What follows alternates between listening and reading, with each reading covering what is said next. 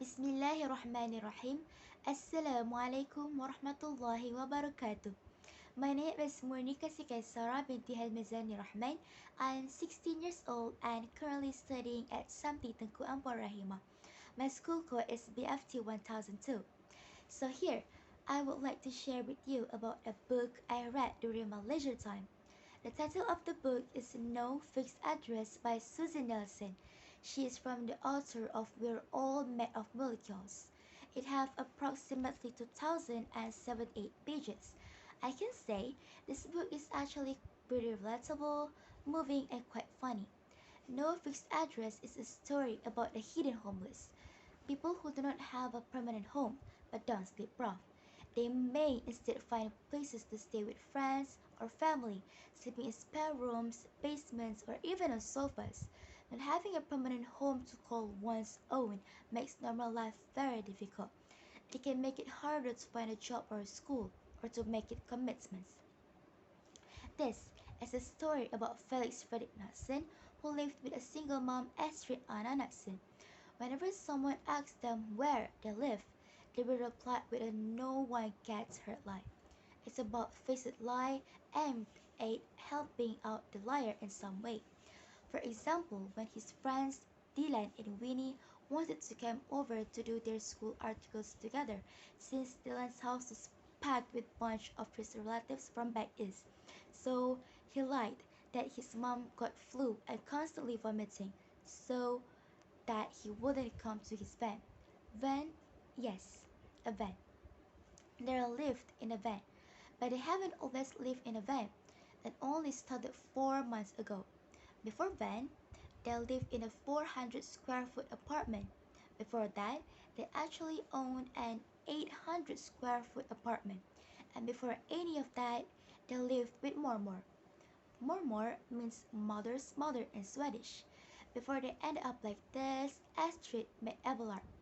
The Westphalia belonged to Abelard. Astrid met him at a day-long meditation retreat. He was the instructor. Astrid and Abelard were inseparable.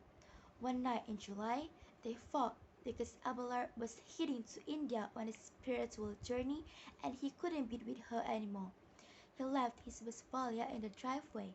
Astrid told Felix that he gifted it to her as a small way of thanking her for being such a freeloader. The Volkswagen Westphalia is not a soccer mom van, or a delivery van, or a minivan. It's in a class of its own. It's a Vanagon Synchro in gunmetal gray. The Westphalia is completed with essentials, and it is just like a mini house.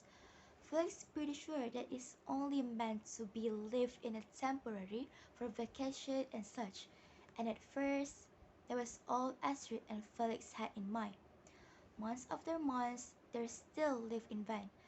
Felix was tired and sick of it, and he hates lies.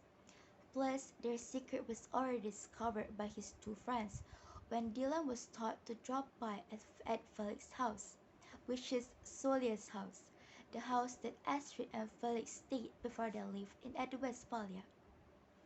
At this point, Felix knew that he needed to turn his and Astrid's lives around.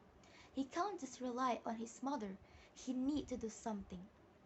So he decided to join the Who, What, Where, When Junior Edition competition, which was a movie that he and Mormor loved. So he knew a lot about it. The prizes were money, so he was really determined to get it. Lucky for him, he won. But sadly, he won't get the money until he turned 18. There's still 5 years to go. How sad it is. And as for the final, all of all of his and Astrid's friends knew about their real situation, so Solil offered them her basement, and they finally had a real home to call its home. Astrid also got a new part-time job. Felix, Dylan, and Winnie finally reconciled after some agreements and misunderstanding that they had. I will stop here. That's all from me. Thank you and have a nice day.